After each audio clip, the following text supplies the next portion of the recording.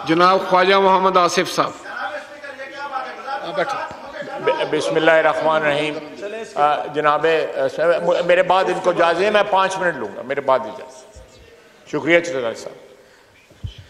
Sir, अभी finance minister साहब ने जो खिताब फरमाया, मैं एक चीज़ को एक्नॉलेज करना चाहता हूँ कि आज से कुछ माह कबल जब हुकूमत संभाली गई, पिछली हुकूमत के जो मुआहदात थे, जो उन्होंने मुआहदा किया हुआ था, जो कमिटमेंट्स की हुई थी, उनके बैकड्रॉप में मिफ्ता ने पिछले 2-3 महीने जो है वो बड़ी मखदूश और अनसर्टन हालात में गुजारेंगे, सारी कौम ने गुजारे। और मैं समझता हूँ कि हमारे फाइनेंस मिनिस्टर ने बड़ी बहादुरी के साथ, बड़ी कंसिस्टेंसी के साथ ये पिछले 2-3 महीने गुजारे। अल्लाह का फजल है कि हम आहिस्ता आहिस्ता उन दिनों से या उन लैंड माइन से जो हमारे लिए पीटीआई ने बिछाई थी, उनको नेगोशिएट करते हुए उन रास्तों में से हम जो है बाहर आ रहे हैं। और ज़्यादा देर नहीं है, कोई हफ्तों की बात भी नहीं है, दिनों की बात है। इंशाअल्लाह ताला हालात जो है बेहतरी की तरफ चल निकलेंगे। और मैं उसके लिए मिफ्ता इस्माइल को, उनकी कंसिस्टेंसी को, उनके हौसले को जो है मैं दाद देता हूँ। और जिस तरह उन्होंने टैक्स रजीम और टैक्स के कल्चर बदलने का भी जो अटेम्प्ट किया है, मैं उसके लिए भी उनका शुक्रगुजार हूँ। जो स्टीरियोटाइप एक अप्रोच थी फाइनेंस की तरफ जो है, उसमें मेरा ख्याल है नई जोतें जो हैं उन्होंने इंट्रोड्यूस करवाई हैं। मैं एक चीज़ यहाँ पे रिकॉर्ड पे लाना चाहता हूँ कि सिगरेट की बात हो रही थी। सिगरेट जो है उसकी इंडस्ट्री की जो 2 बड़ी कंपनीज हैं, जिसमें एक ब्रिटिश टोबैको कंपनी है, दूसरी फिलिप मॉरिस है, उनके पास 60% हिस्सा है इस मार्केट का, सिगरेट की मार्केट का। वो 151 अरब रुपया जो है टैक्स अदा करते हैं। बाकी तकरीबन 40% जो हिस्सा है सिगरेट की मार्केट का, वो 2 अरब से कम टैक्स अदा करते हैं। इससे बड़ी शर्मिंदगी का बायस किसी कौम के लिए क्या, ये आज से नहीं, ये पता नहीं कितनी दहाइयों से ये सिलसिला चल रहा है। और आप भी समझ सकते हैं, मैं भी समझ सकता हूं, इस हाउस में सारे लोग समझ सकते हैं कि ये एनॉमली क्यों एग्जिस्ट करती है। उस लॉबी के बंदे जो हैं, उस लॉबी के लोग जो हैं, उस लॉबी के रिप्रेजेंटेटिव जो हैं, वेस्टेड इंटरेस्ट वाले लोग जो हैं, वो इन ऐवानों में पहुंच चुके हुए हैं और हम लोग उनको टैक्स नहीं कर पाते। इसी तरह और बहुत सी आपको नजर आएंगी कारोबारी जो हैं, जो सिलसिले जिनको टैक्स जो है एवेड किया जाता है, क्योंकि उन लोगों के सियासतदानों के साथ और इक़्तिदार के ऐवानों के साथ, इक़्तिदार के ऐवानों में कोई भी बैठा हो, उनके साथ उनके ताल्लुकात होते हैं।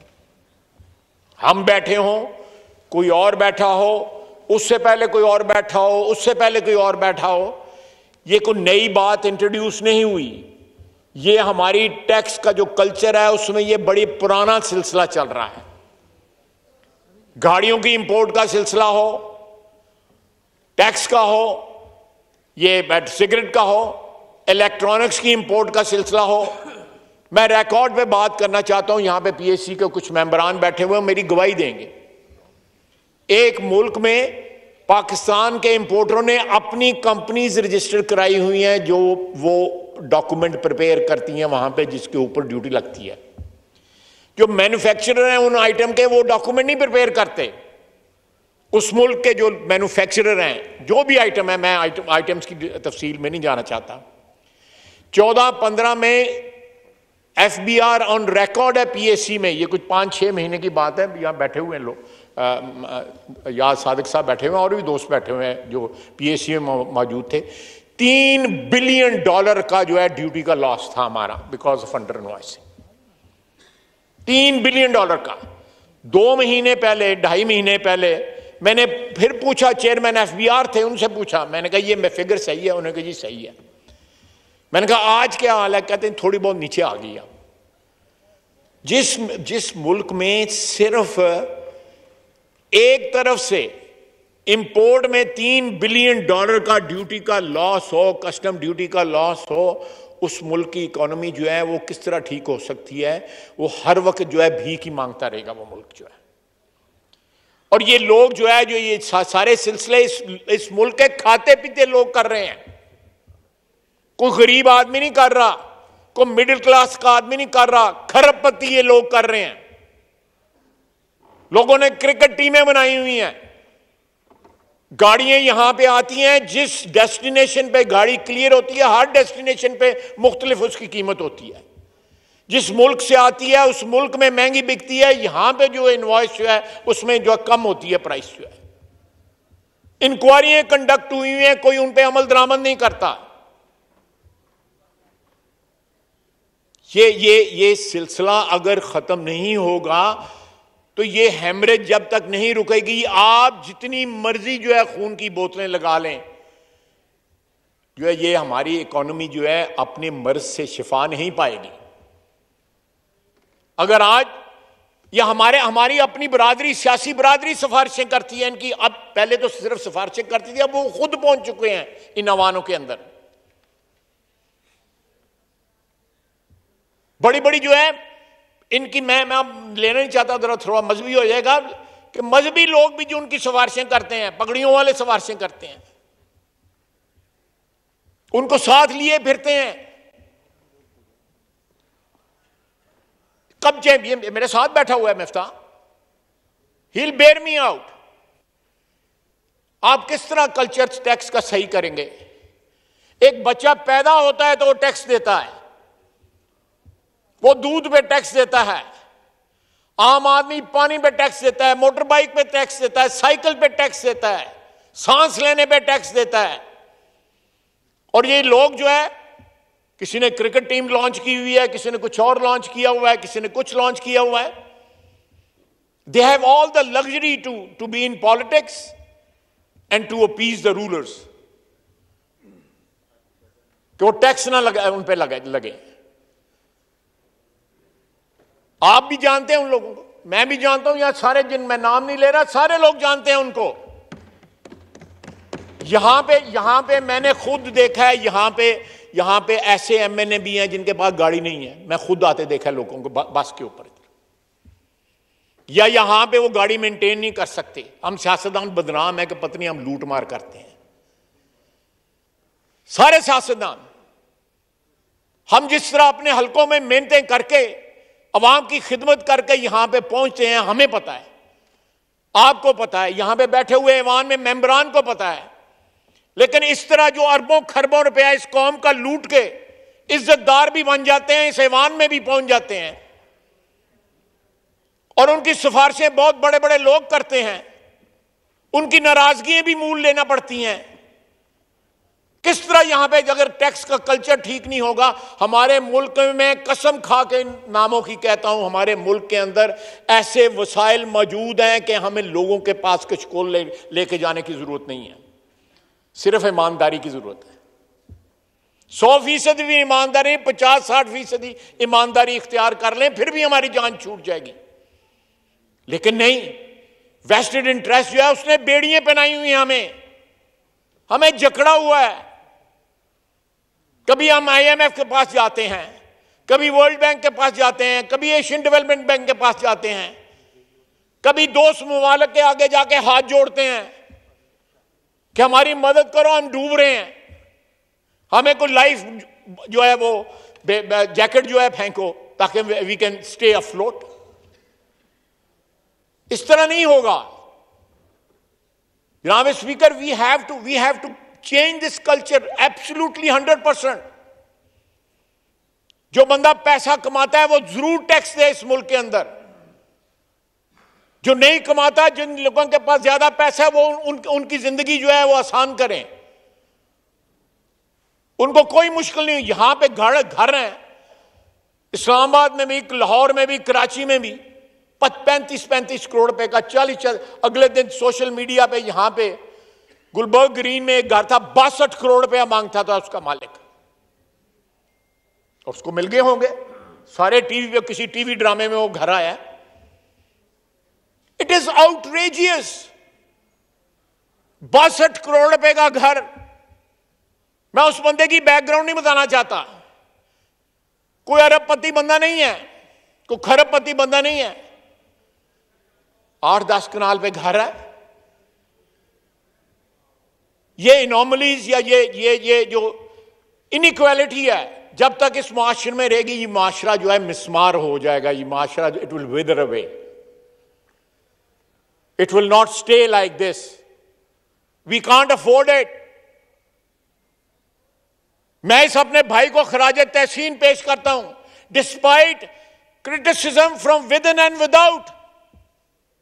इसने 3 महीने जो है वो साबित कदमी के साथ जो है तमाम पाकिस्तान डूब रहा था, दिवालिया हो रहा था। अल्लाह ताला मुझे माफ करे, मेल्ट डाउन था। लोग कहते थे श्रीलंका बन जाएगा। ये इसकी कंसिस्टेंसी है और प्राइम मिनिस्टर का हौसला है, और ये तमाम जो पार्टियां हमारी कोलिशन की, उनका हौसला है। तो उन्होंने बंद बांधे रखा इसके आगे। हौसला ना हमने हारा। हमारे लिए कदम कदम पे जो है माइंस बिछाई गई थी। हमें बेच डाला गया था आईएमएफ के आगे। हम उस हमारी जो हमें बेचा गया था उसकी गांठें खोल रहे हैं। आहिस्ता आहिस्ता करते तमाम गिरहें खुल रही हैं, इंशाअल्लाह ताला खुलेंगी। मैं बात चीजें जो है कहना नहीं चाहता, लेकिन I owe it to Miftah, I owe to the prime minister and to my colleagues over here कि इतने डिफिकल्ट टाइम पे कभी ऐसा भी दिन आता था कि पता नहीं कल रात जो है हमारी गवर्नमेंट बचेगी कि नहीं बचेगी, इकोनॉमी बचेगी कि नहीं बचेगी। आहिस्ता आहिस्ता एक स्टेबिलिटी आ रही है, और जो लोग स्टेबिलिटी लेके आ रहे हैं, जो इन हालात ने नामसाइद हालात में जिन्होंने हौसला जो है दिखाया है, starting from the prime minister and the finance minister. नमाज का टाइम होने वाला, 7-8 मिनट रह गए हैं। मैं सबको खराज तहसीन पेश करता हूं। हमको दुनिया से कोई बड़ा अच्छा बजट जो है वो नहीं पेश कर सकते इन हालात में, लेकिन जो हमने पेश किया है, अल्लाह के फजल से हमने तमाम तबकात की जरूरतें को पूरा करने की कम से कम कोशिश जो है खलूस के साथ जरूर की है। हमने सियासी तरजीहात को, वेस्टेड इंटरेस्ट को, और ये लोग जो टैक्स चोर हैं उनका मुकाबला करने की कोशिश की है, और आइंदा भी करेंगे इंशाअल्लाह ताला। और जब तक यहां का टैक्स कल्चर ठीक ना। और दूसरी बात, मैं अपने तमाम भाइयों से था, जो खुदा के लिए इन लोगों की सिफारिश ना किया करें। ये जो टैक्स चोर हैं, सर टैक्स चोर जो है कोई 1,00,000 2 लाख रुपया, 5 लाख 10 लाख 50 लाख नहीं चोरी करती है, ये सैकड़ों अरबों में चोरी करते हैं। They still tax in billions. अगर उनको जमा करें it will be in trillions. आज 2008 में वर्ल्ड बैंक ने कहा था कि for every 1 rupee collected in tax 65 पैसा जो है वो चोरी होता है, या सिस्टम में चोरी होता है या रिश्वत में चोरी होता है। तो ये मैं चाहता था कि ये आखिरी दिन है बजट के, मैं as a member of this parliament, as a political worker, I want to acknowledge कि हमारी गवर्नमेंट ने जो बजट पेश किया है नहायत नामसाइद हालात में पेश किया है। यूक्रेन की दुआ करें, यूक्रेन और रशिया की जंग बंद हो जाए, सारे हालात ठीक हो जाएंगे। लेकिन ये बाहर से ठीक होने हैं, हमें अंदर से भी ठीक करने हैं। वो हमारी पहली तरजीह होनी चाहिए, और हमें ये कसम खानी चाहिए कि हम टैक्स चोरों के सिफारिशी नहीं होंगे। और साथ ये भी कसम खानी चाहिए कि ये टैक्स चोर जो सीटें खरीद के आ जाते हैं इस पार्लियामेंट में, उनके आगे भी जो है बंद बांधेंगे, अपनी इज्जत बचाएंगे, इन ऐवानों की इज्जत बचाएंगे। ये जब चोर आते हैं तो इस ऐवान की, और जो ऐवान कॉरिडोर के उस तरफ है, उसकी इज्जत और उसके वकार के ऊपर धब्बा लगता है। वमा अलैना इल्लल बलाग।